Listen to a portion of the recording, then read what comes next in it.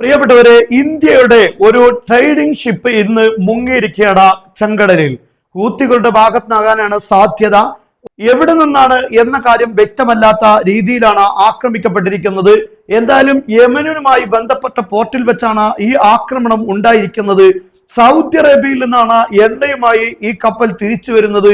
ആ സമയത്ത് ആക്രമിക്കപ്പെടുമ്പോൾ തീർച്ചയായും അത് ഹൂത്തികളുടെ ഭാഗത്തുനിന്ന് ആവാനുള്ള സാധ്യതയാണ്. ഹൂത്തികൾക്കെതിരെ നിലവിൽ സൗദി അറേബ്യയുടെ ഉപരോധം നിലനിൽക്കുകയാണ്.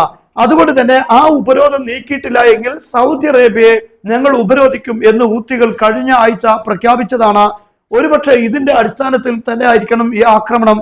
ഏകദേശം 5ഓളം കപ്പലുകൾ ഇതിനു മുമ്പ് തന്നെ ആക്രമിക്കപ്പെട്ടിട്ടുണ്ട് ചെങ്കടലിൽ. അതെല്ലാം ഹൂത്തികളാണ് ആക്രമിച്ചിരിക്കുന്നത്. എന്നാൽ ഇപ്പോൾ ഇന്ത്യയുടെ കപ്പൽ ആക്രമണത്തിന് വിധേയമായി മുങ്ങി എന്ന വാർത്തയാണ് വരുന്നത്. ഈ വാർത്ത നമുക്ക് മണിക്കൂറുകൾക്ക് മുമ്പ് BBC റിപ്പോർട്ട് ചെയ്തിട്ടുണ്ട്. എന്നല്ല, അന്താരാഷ്ട്ര മാധ്യമങ്ങളൊക്കെ ഇത് റിപ്പോർട്ട് ചെയ്ത് കഴിഞ്ഞു. എന്തായാലും സൗദി അറേബ്യയെ പൂർണ്ണമായി ഉപരോധിക്കാൻ തന്നെയാണ് ഹൂത്തികൾ തയ്യാറെടുത്തിരിക്കുന്നത്. ഇത് ഒരു മിസൈൽ ആക്രമണമാണ് എന്നാണ് പറയപ്പെടുന്നത്. അത്തരത്തിൽ ശക്തമായൊരു ആക്രമണമാണ് കപ്പലിൽ ഉണ്ടായത്. അതുകൊണ്ടാണ് കപ്പലിന് ചെറിയ കേടുപാടുകൾ മാത്രമല്ല, കപ്പൽ മുങ്ങിയെന്ന വാർത്തയാണ് വരുന്നത്. ഈ ഒരു സംഘട്ടനം യഥാർത്ഥത്തിൽ വലിയ രൂപത്തിലുള്ള ഊർജ പ്രതിസന്ധി ഇന്ത്യയിൽ എന്നല്ല ലോകത്തെല്ലാം ഉണ്ടാകും. കാരണം ഹോർമസ് കടലിടുക്ക് അടച്ചതോടുകൂടെ ഗൾഫ് രാഷ്ട്രങ്ങളിൽ നിന്ന് സൗദി അറേബ്യ അല്ലാത്ത എല്ലാ രാഷ്ട്രങ്ങളിൽ നിന്നുമുള്ള എക്സ്പോർട്ടിംഗ് നിലച്ചിരിക്കുകയാണ്.